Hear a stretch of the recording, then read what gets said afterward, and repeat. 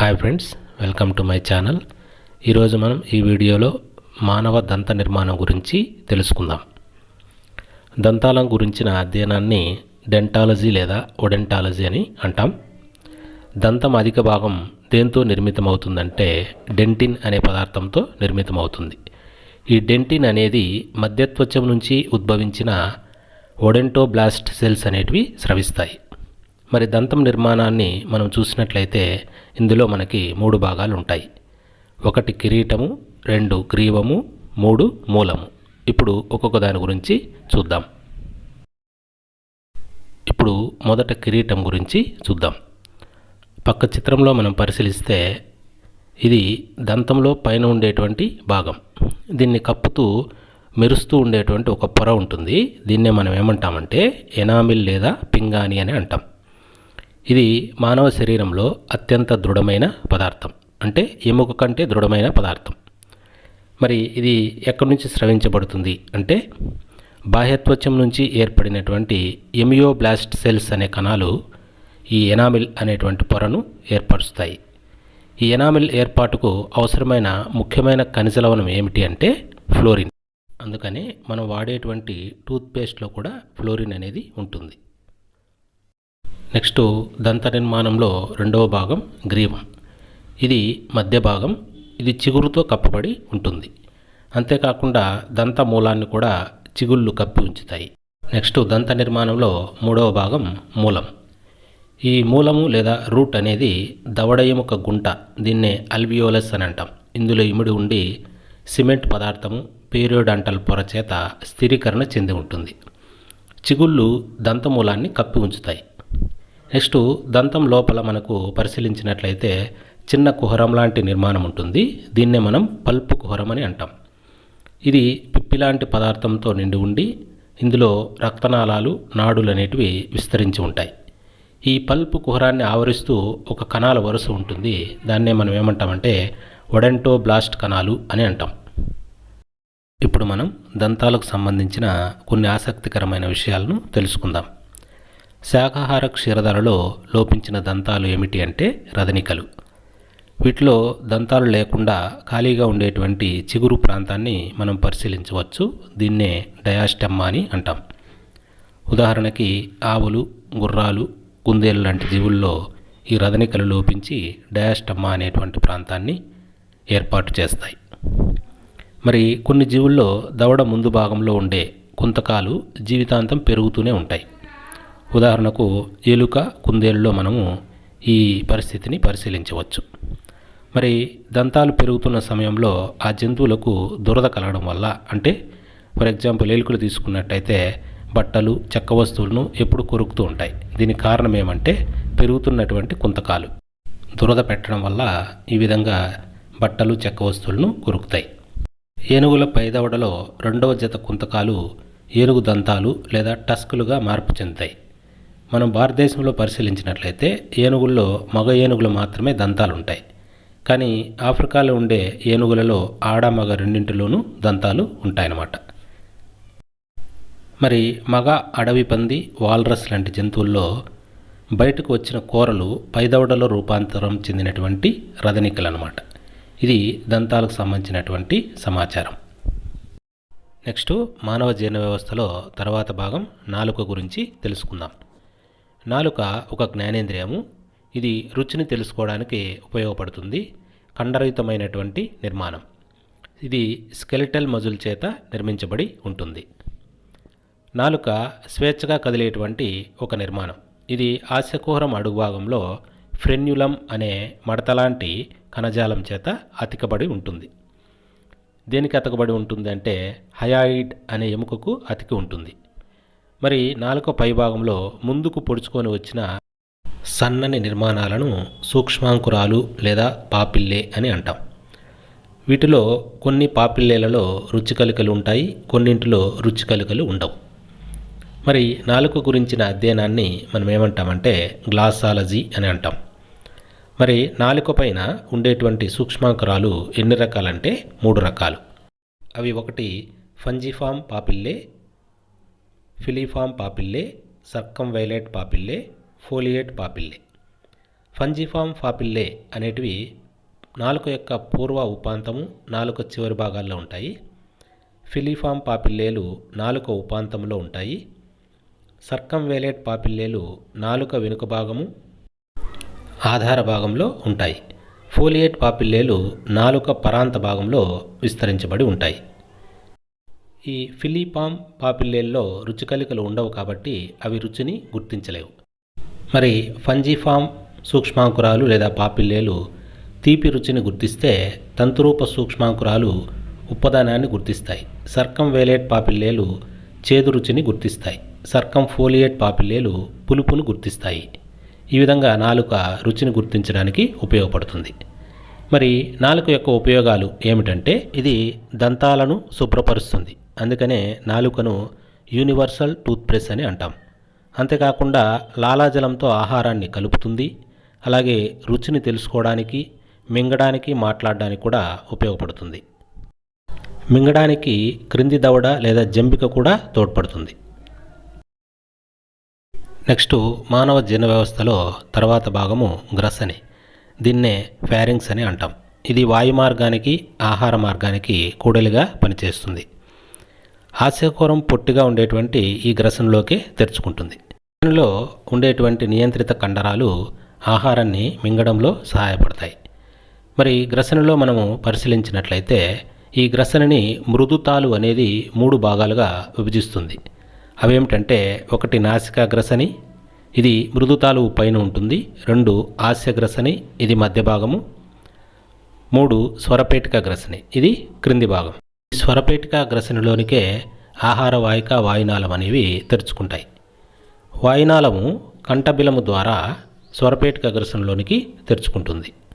కంఠబిలాన్ని కప్పుతూ మృదులాస్థి నిర్మితమైనటువంటి ఉపజీవిక లేదా ఎపిగ్లాటిస్ అనేటువంటి నిర్మాణం ఉంటుంది. ఇది ఏం చేస్తుందంటే ఆహారాన్ని మింగేటప్పుడు కంఠబిలంలోనికి ప్రవేశించకుండా ఆపుతుందన్నమాట. ఈ గ్రసనిలో గౌదబిళ్ళలు లేదా టాన్సిల్స్ అనే శోషరస కణజాల నిర్మాణాలు ఉంటాయన్నమాట. ఈ గౌదబిళ్ళలు అనేవి 3 రకాలు. 1 గ్రసని గౌదబిళ్ళలు, వీటినే ఎడినాయిడ్స్ అంటాం. 2 తాళవ్య గౌదబిళ్ళలు, వీటినే ప్యాలటైన్ టాన్సిల్స్ అంటాం. ఇవి ఒక జత ఉంటాయి. 3 జిహ్వ గౌదబిళ్ళలు, వీటినే లింగ్యువల్ టాన్సిల్స్ అని అంటాం. ఇవి కూడా ఒక జత ఉంటాయి. మానవుని జీర్ణ వ్యవస్థలో తర్వాత భాగము ఆహార వాహిక. దీనిని ఈసోఫాగస్ అని అంటాం. ఇది సన్నగా పొడవుగా ఉండే గొట్టం వంటి నిర్మాణం. ఇది మెడ, ఉరహకుహరము, విభాజక పటలం ద్వారా పరభాగానికి ప్రయాణించి జీర్ణాశయంలోకి తెరుచుకుంటుంది. దీని పై భాగం గ్రసనితో కలపబడుతుంది. క్రింది భాగం జీర్ణాశయంలోకి తెరుచుకుంటుంది.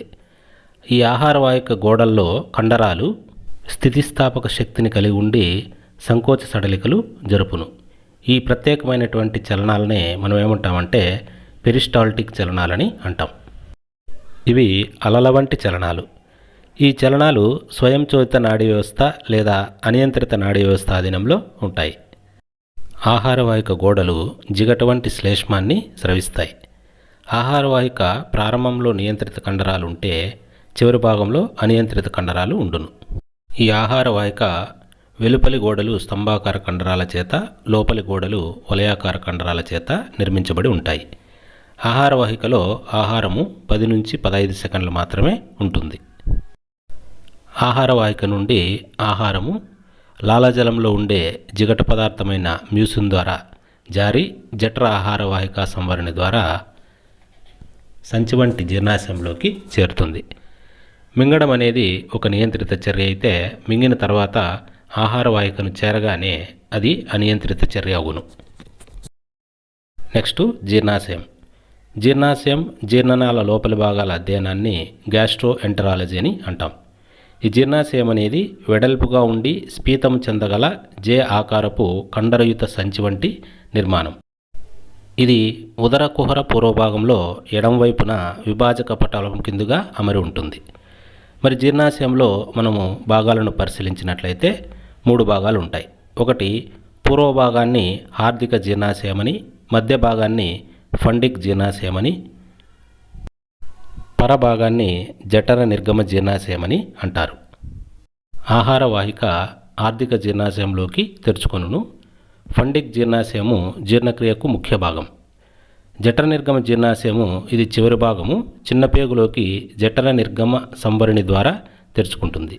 ఇక్కడ జఠర నిర్గమ సంవరణి అనే రంధ్రాన్ని నియంత్రిస్తూ మరొక సంవరణి ఉంటుంది. దాన్నే పైలోరిక్ స్ఫింక్టర్ అని అంటాం. ఆహార వాహిక జీర్ణాశయంలోకి తెరుచుకునే చోట మరొక స్ఫింక్టర్ ఉంటుంది. దాన్నే గ్యాస్ట్రో ఈసోఫాగల్ స్ఫింక్టర్ అని అంటాం. జీర్ణాశయ గోడలలో జఠర గ్రంథులు ఉంటాయి. ఇవి జఠర రసాన్ని, హెచ్సిఎల్ను, శ్లేష్మంను స్రవిస్తాయి. జఠరరసంలో ఎంజైములు ఉంటాయి. అవేమంటే పెప్సిన్, రెనిన్, లైపేజ్ అనే ఎంజైములు జఠరరసంలో ఉంటాయి. ప్రోటీన్ల జీర్ణక్రియ ఎక్కడ ప్రారంభమవుతుంది అంటే జీర్ణాశయంలోనే ప్రారంభమవుతుంది. జీర్ణాశయంలో ఎక్కువ కాలం అంటే 4 నుండి 5 గంటల పాటు ఆహారం నిల్వ ఉంటుంది. మరి జీర్ణాశయంలో ఏర్పడే పెప్టిక్ అల్సర్స్ అనే గాయాలు కేవలం ఆమ్లం వల్లే కాకుండా హెలికోబ్యాక్టర్ పైలోరి అనే బ్యాక్టీరియాల వల్ల కలుగుతుందని ఇటీవల పరిశోధనలో తెలిసింది. జీర్ణాశయం గోడలలో మనం పరిశీలించినట్లయితే అక్రమాకార ముడతలు ఉంటాయి. వీటినే మనం రూగే అని అంటాం. నెక్స్ట్ చిన్న పేగు, దీనినే స్మాల్ ఇంటెస్టైన్ అని అంటాం. ఇది జీర్ణనాళంలో పొడవైనటువంటి భాగం. దీని పొడవు 6 నుండి 7 మీటర్లు ఉండి 3 సెంటీమీటర్ల వ్యాసం కలిగి ఉంటుంది. చిన్న పేగులో తిరిగి 3 భాగాలను మనము గమనించవచ్చు. 1 ఆంత్రమూలము, 2 జెజునము, 3 శేషాంత్రికం. ఆంత్రమూలాన్ని డియోడినం అంటాం. ఇది చిన్న పేగులో మొదటి భాగం. సి ఆకారంలో ఉంటుంది. దీనిలోనికి ఐక్య కాలేయ క్లోమనాళం అనేది తెరుచుకుంటుంది. అంటే కాలేయం నుంచి వచ్చేటువంటి కాలేయనాళము, క్లోమం నుంచి వచ్చే క్లోమనాళము రెండూ కూడా ఆంత్రమూలంలోకే తెరుచుకుంటాయి. మధ్య భాగాన్ని జెజునం అంటాం. చివరి భాగాన్ని శేషాంత్రికం, దీనినే ఇలియం అని అంటాం. ఇది చిన్న పేగులో పొడవైన మెలికలు తిరిగినటువంటి భాగం.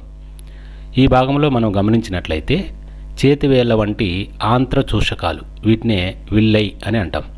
ఈ నిర్మాణాలు ఉంటాయన్నమాట. ఇవేం చేస్తాయంటే చిన్న చిన్న ఆహారపు రేణువులను శోషణం చేసి రక్తంలోకి పంపిస్తాయి.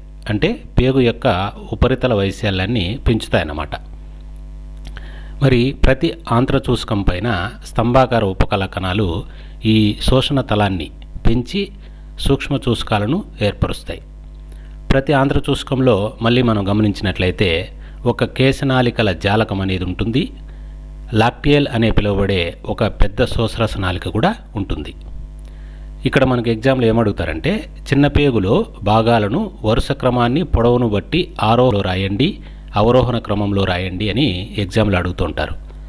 దాన్ని మనం ఇప్పుడు గమనించినట్లయితే చిన్న పేగులోని భాగాలను వరుస క్రమాన్ని పొడవును బట్టి ఆరోహణ క్రమంలో రాయమంటే ఫస్ట్ది ఆంత్రమూలం, రెండవది జెజునం, మూడవది శేషాంత్రికం.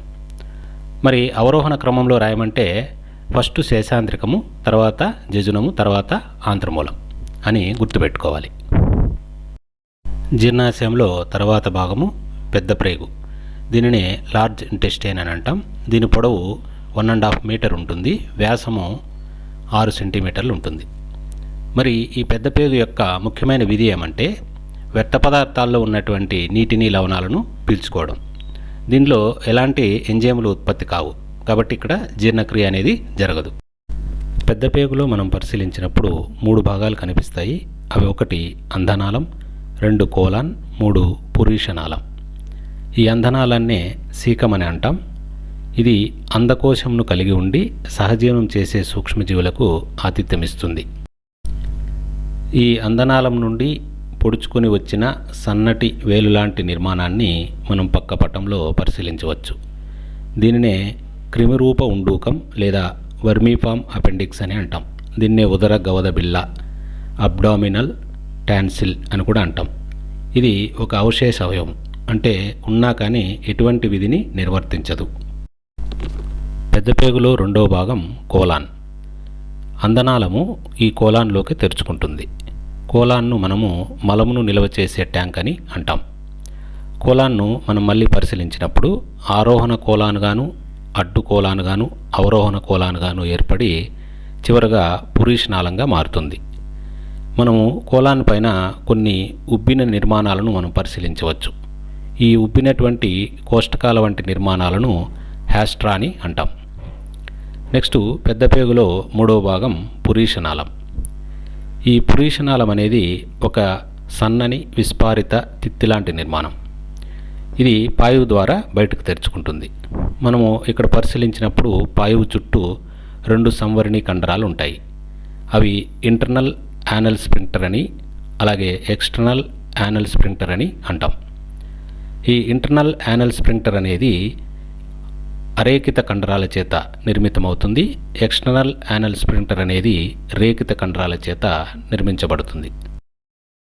ఈ సంవరణి కండరాల యొక్క పనితీరును నియంత్రించేది నాడీ ప్రతీకార చర్యల ప్రేరణ. సో మల విసర్జన అనేది ఒక నియంత్రిత ప్రక్రియ. మరి పెద్దపేగు యొక్క విధిని మనం పరిశీలించినప్పుడు పెద్దపేగు ఏం చేస్తుందంటే నీటిని, ఖనిజాలను, కొన్ని రకాల ఔషధాలను శోషిస్తుంది. అంతేకాకుండా శ్లేష్మాన్ని స్రవించి జీర్ణం కాని పదార్థాలను కలిపి ఉంచి జారేలాగా చేస్తూ పాయువు ద్వారా బయటకు పంపిస్తుంది.